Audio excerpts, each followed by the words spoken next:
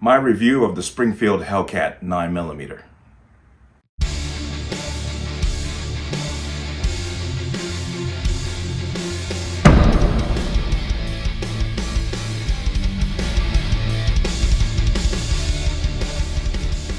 Welcome to another installment of the Connecticut Gun Bench. Today's video is brought to you by P.A.N. Firearms, LLC. P.A.N. Firearms for your NRA certification and multifaceted gun training. You can reach us at 203-300-6343 or use our website at www.panfirearmsllc.com. As always, there'll be a link in the description box below. And before I talk about this, I want to thank everybody who has subscribed. I just realized I passed 1,000 subscribers. Couldn't have done that in any way, shape, or form without your support. Thank you. And as always, I am more than willing to openly debate anybody on any subject. I will never delete a legitimate comment. Would you come here and act a fool? I'm not having it. It's a whole nother thing. But thank you for subscribing. And now, let's talk about this. I wanted to do this review on the Springfield Hellcat. This is one of the first firearms that I purchased without actually trying. I'm a big proponent of trying a gun before you buy it. You want to try, go to the range, rent it out, try it, see how you feel about it. So this was the first time that I actually purchased a gun without doing that. And I had enough confidence in myself and the feeling of this gun in my hand that I could do it, because I've shot the XDS, the M&P Shield, the Robar R9S, and numerous other compact and SIG 938 and semi-compact guns that I was quite comfortable just buying this as it is. And I picked up, and I pull this out here, I got the Hellcat, the M.O.S model with the red dot sight plate where you can put a red dot scope on it, which is kind of cool. And because Connecticut in all their wisdom decided to limit the number of rounds that somebody can carry in a magazine. These are 10-round magazines, where normally it would come 11, I believe it's one 11-round magazine and one 13-round magazine. So, upon picking it up, a few things that I liked about it are the sights. These sights on this gun are, I'll bring up an image of it because I want you to see what I'm looking at. It's it's a high-vis night sight up front, and then kind of a half circle rear sight, which is great because you can basically shoot this gun with both eyes open, because there's no mistaking lining up those sights. I actually like that a lot. I like the high vis front, very easy to see. As your point of focus obviously is your front sight, but it's very easy to see. And I'll come over to here, and on the Springfield website, now they have different pricing here. They suggested MSRP have around $587, and it kind of jumps around from different models, the RDP and the Pro.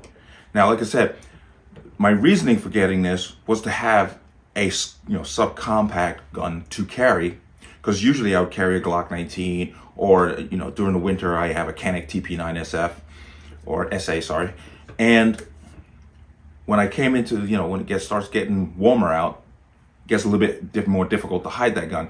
The reason I gave up the Glock, if we didn't have this stupid rule here where you can only have 10 rounds, I'd probably still carry the Glock, because then I'd have 15 rounds in a relatively compact gun. But it made no sense because everything is now 10 rounds. So I figured, why not get something a little smaller, which I did in the Springfield. And I just got out to the range yesterday to actually try it out, and I'm gonna put my target up there, and there's my target. That's 20 rounds at 20 feet. That's pretty standard for whenever I'm trying a gun. That's what I do. 20 feet, 20 rounds is usually what I do. And as you can see, I got a nice grouping, and I'm very pleased with it. Go to here, and just real quick, I'm not gonna jump and get too deep into this, but I use as a holster, which I have right here also. This is the DeSantis Osprey, which is a combination inside and outside hybrid holster. Now, outside is excellent. Inside, I find I have a lot of trouble with this snap here. when I use it inside. So I use it mostly on the outside with the belt loops. Like I said, it's great. It also has a little, little hook hair shield, so it protects you, your skin from the gun. It doesn't rub up against you. So that's kind of cool too. I like that a lot. And I use the DeSantis nylon single pouch or single magazine pouch holders. Use these for everything. I did 1911s, Glock 19s, anything. These things are great. Incredibly universal. You buy 2 or 3 and you could pretty much cross-section a whole number of magazines that will fit into this one.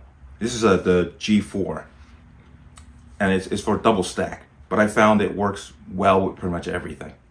1911 mags, which are single stack, Glock mags, Canic mags, HK mags, across the board.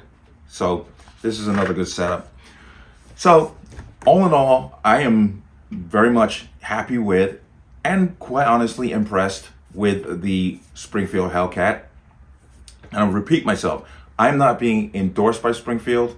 Nobody's paying me for this. No one. Okay, this is just my opinion on this gun that I purchased for, for whatever the store wanted to sell it for.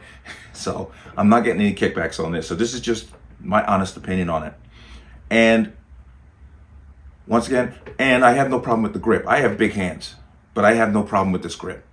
And pulling it from the holster in a quick draw, no issues whatsoever. So once again, there's my opinion on this gun. I like it a lot. And it is pretty much going to be my stable carry for quite some time.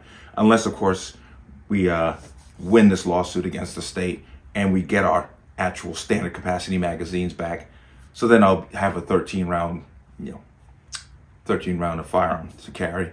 Or I might get really ambitious and go after the pro and get the 15 rounds. But you never know. But there it is. But let me know what you think. As always, you can leave your comments in the comment section below. And as always, any statements of violence or statements that lead to violence will be removed. Please like, share, comment, subscribe. Don't forget to hit that notification bell when you're notified the next time a video goes live. I'll see you on the next one. Peace.